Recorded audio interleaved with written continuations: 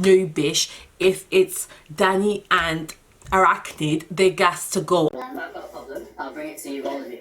Your word? Your word doesn't even mean that much at this point now, does it? Your word, as if it means shit. Good morning guys, I'm back for another Love Island review.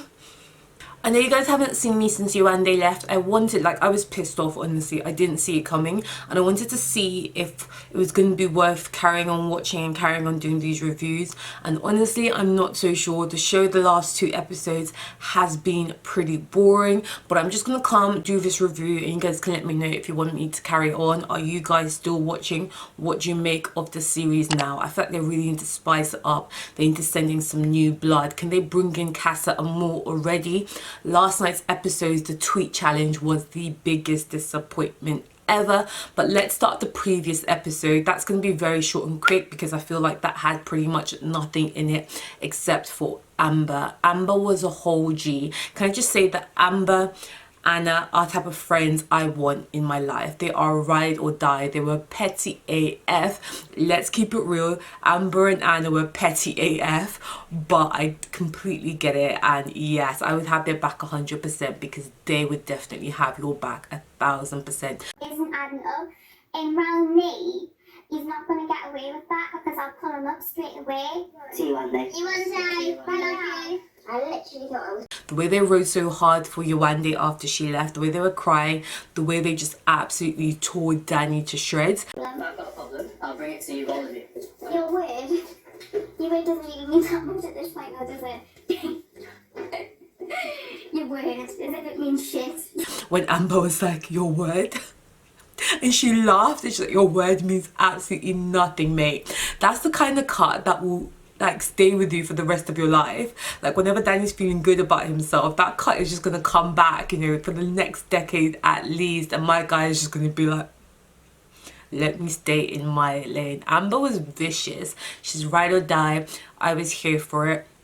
Obviously what got them triggered was seeing Danny and Arabella like cracking on literally not even an hour after Yewande had left. Like, no respect, you know. It was clear that he'd been wanting to do that for a while and had just basically been lying to Yewande and kind of like leading the girl on. In my opinion, I really thought he was genuine. I really thought he'd pick Yewande, but that aside, that is all that previous episode had to offer. Let's talk last night's episode because that was a little bit juicier. So let's get into the tweet challenge. This is usually so good. It starts to like put cracks in couples, hearing what one party's been saying or hearing what the public think of one person.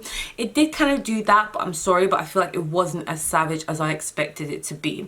So let's just talk about the most savage ones, or the not most savage ones. The Arabella tweet that she would dump Danny the first chance she gets.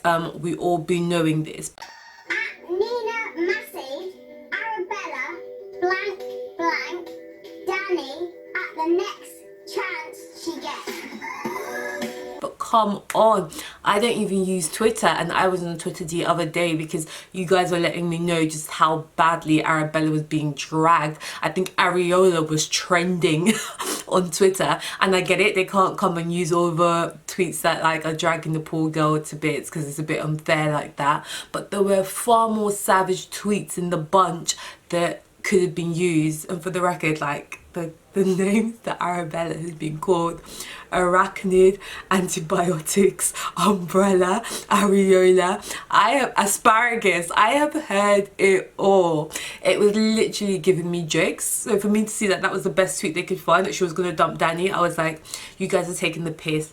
Pure ITV manipulation. They don't want the public to know just how much she's hated. And I will say she's mainly hated by the black public, but she is hated. And then I didn't like what they did because obviously we've all been saying the first chance we get, we're voting them out.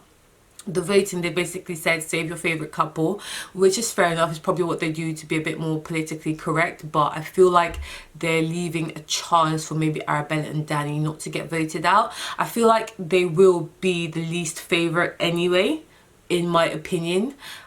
Maybe apart from Anton and Lucy, because they're obviously not in a coupling. So that's the hard thing. We all know Anton and Lucy aren't in a coupling, so they may just not be romantic coupling, so they may just not be the least favorite in that sense. But then I don't like the way ITV put that caveat of like risk being dumped. No bish, if it's Danny and Arachnid, they gas to go. I do not want to hear any next plot or next twist to save them, because y'all did not invent some next twist to save Yewande. You can't be moving that sly, ITV, not gonna bloody have it. So I thought that was a bit disappointing that they were a bit sly in the way they moved for the tweets for Danny and Arabella.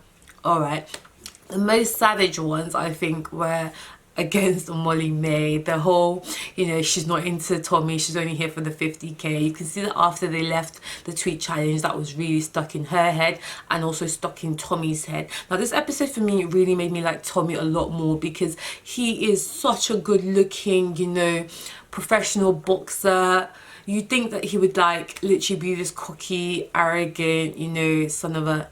But my guy felt so insecure after that. He was asking all his friends like, do you think she really likes me? Do you think she really likes me? And that was quite sweet to see. I didn't actually realise how much Tommy liked Molly until that episode, because let's be honest, him and Molly haven't been getting a lot of airtime, which is strange, but I guess they've been focusing on the Danny, Yewande and Arabella storyline. So I think now the other characters are going to get a bit more airtime and we can find out what's been going on with them. Tommy seems to have really fallen for Molly May, and from what she says it's mutual. I don't think it's really fair the way, you know, the public were kind of coming after Molly, because I don't think like since her and Tommy officially coupled up, I haven't seen anything from her to make me question whether or not she genuinely likes Tommy. Her eyes haven't swayed once, although no new guys have come in since Danny and her eyes did sway then, but I haven't seen enough for me to be worried that she's not really into Tommy. But when she pulled Tommy aside and she was like, look, what the public is saying about you and Lucy, I'm not really a jealous person, but I do feel like she can get a bit flirty and a bit touchy-feely, and like there should be some boundaries. And seeing Tommy immediately pull Lucy up. Molly hasn't got a problem with us hanging out and being in friendship. Yeah. But there is sort of boundaries, like there's a line, like the cuddling and all that sort of stuff. Yeah. That's gotta like bin it to the bud. And be like, look, you know, we're always gonna be friends, you know, everybody knows we're just friends. And I was like, does Lucy know? Because just 5 minutes ago she was saying that she would never say never to cracking on with you.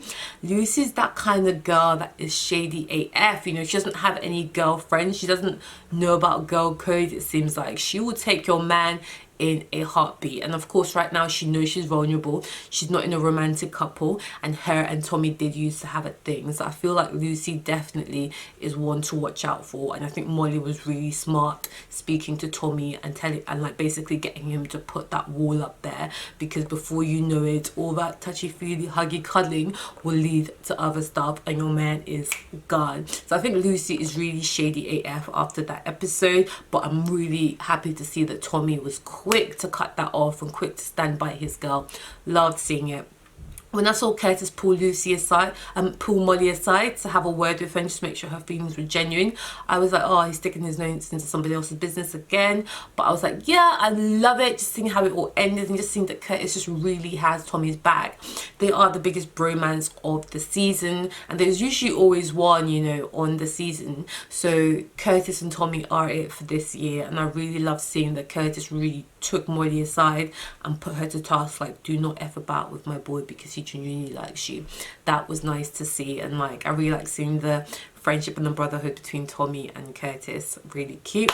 Then the last bit of the episode, we're going to see it develop more tonight, is the whole Tom, Maura, Jordan and Anna scandals. So Tom's obviously said to Jordan in confidence that he's not sure that Maura ticks all his boxes, and I think that's fair play because he seems quite quiet and introverted, and she's quite loud and quite aggressive, you know, the way she was going on at him that day when they had the falling out about let's see if she's all mouth. Like the way he handled it and the way she handled it were very different. So I can see them not being compatible. But when he was telling Jordan, I was like, my guy, it's like nobody told you about a game. Do you not know how this thing works? Of course Jordan's gonna go tell the girl he spends every night with. He's gonna tell Anna. How can you be so stupid to say that to someone you've known for literally a week? And of course Jordan told Anna again in confidence. Anna quickly went and told Maura again in confidence. Like they can't keep a secret in that villa.